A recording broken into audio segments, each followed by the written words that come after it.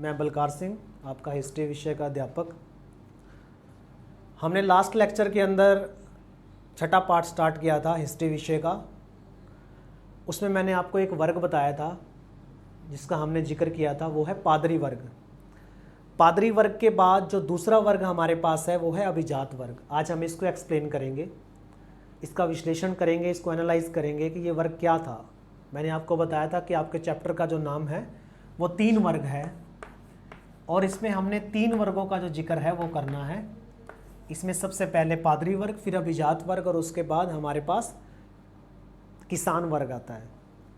अभिजात वर्ग जो था उसके अंदर कौन कौन से लोग शामिल थे? अध्यापक, दुकानदार, छोटे मोटे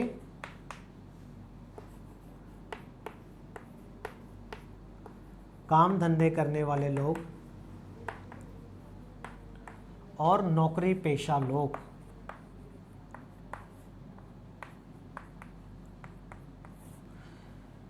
इन सब को हम अभिजात वर्ग के अंदर शामिल करते हैं। अभिजात वर्ग को कुलीन वर्ग भी कहा जाता है, ध्यान रखना, अभिजात वर्ग को कुलीन वर्ग भी कहा जाता है। इस वर्ग को समाज के अंदर सबसे ज़्यादा सम्मान प्राप्त था और फ्रांस के अंदर भी इस वर्ग को सबसे ज़्यादा जो है वो इज्जत की दृष्टि से देखा जाता था, क्योंकि ये पढ़ा लिखा वर्ग था और जो भी पढ़ा लिखा वर्ग है वो सम्मानीय होता है, इसमें कोई दो राहे नहीं है। अब हम बात करते हैं कि ये वर्ग था, ये इतना इम्पोर्टेंट बना क्यों? ये इतना इम्पोर्टेंट इसलिए बना कि जो पादरी लोग होते थे वो तो सिर्फ चर्च पर अपना प्रभुत्व स्थापित करते थे, लेकिन जो अभिजात वर्ग के लोग होते थे, अभिजात वर्ग के लोग क्या करते थे? अभिजात वर्ग के लोगों का काम था इन सारी स्थितियों को एनालाइज करके सही पैमाने पर समाज में एक सही दिशा की ओर कदम बढ़ाना और समाज में एक अपनी छाप छोड़ना। अध्यापक जो थे वो पढ़ाते होते थे, दुकानदार जो थे वो दुकान का काम करते थे, छोटे मोटे काम धंधे वाले लोग थे उनको भी अभिजात वर्ग में शामिल किया गया और नौकरी पेशा लोगों को भी अभिजात वर्ग में शामिल किया गया था। इसमें से जो सबसे इम्पोर्टेंट बात हमारे समक्ष आती है वो ये आती है कि इसमें कुछ इंजीनियर जो लोग थे, इंजीनियर लोगों को भी इसके अंदर जो है वो महत्व दिया गया है कि जो इंजीनियर लोग थे उनको भी अभिजात और कुलीन वर्ग के अंदर उनको शामिल किया गया फ्रांस के अंदर। तो कहीं ना कहीं अभिजात वर्ग जो है वो हमारे लिए उतना ही इम्पोर्टेंट है जितना कि हमने इस चैप्टर के अंदर पादरी वर्ग का वर्णन किया था, उतना ही इम्पोर्टेंट है, इसमें कोई दुराहे नहीं है। आपको क्वेश्चन आ सकता है 4 नंबर के अंदर या 5 नंबर के अंदर कि अभिजात वर्ग का वर्णन करो, या आपको ये क्वेश्चन आ सकता है कि कुलीन वर्ग पर टिप्पणी लिखो, फ्रांस के अंदर कुलीन वर्ग की व्यवस्था पर टिप्पणी लिखो, फ्रांस के अंदर अभिजात वर्ग की व्यवस्था पर टिप्पणी लिखो। ये क्वेश्चन आपको आ सकते हैं।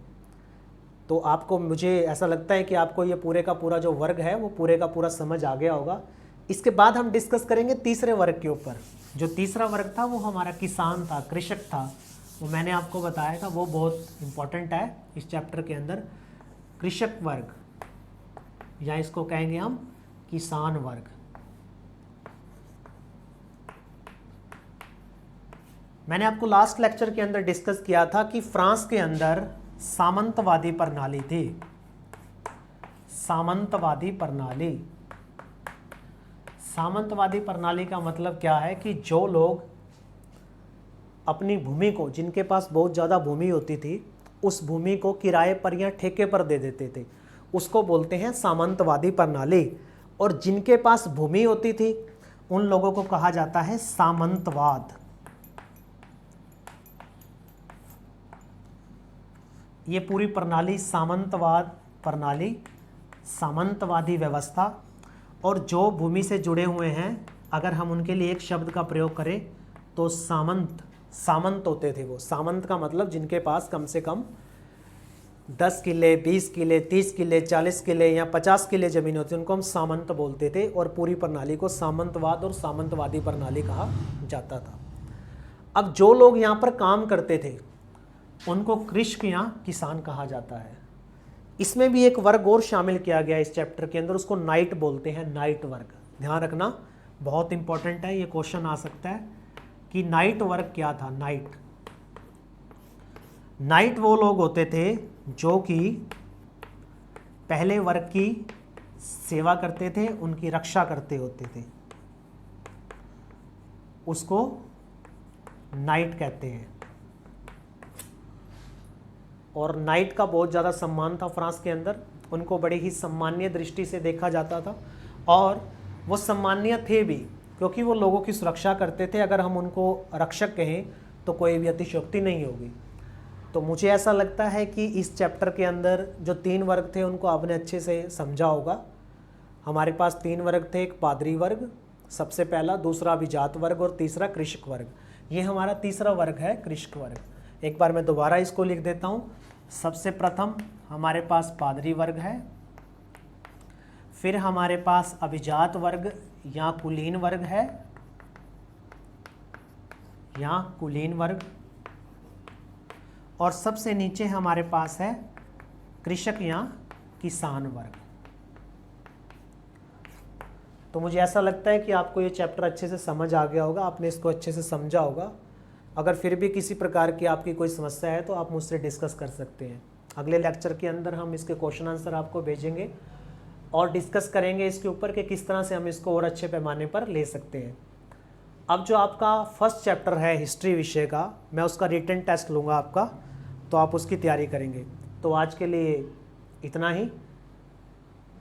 मेरी तरफ से आप सबको शुभकामनाएं। आपका परीक्षा परिणाम आने वाला है 10वीं कक्षा का, जल्दी ही घोषित हो सकता है। तो मैं आशा करता हूं कि सारे के सारे बच्चे पास होंगे, और इसी के साथ आपका दिन शुभ हो। Thank you very much.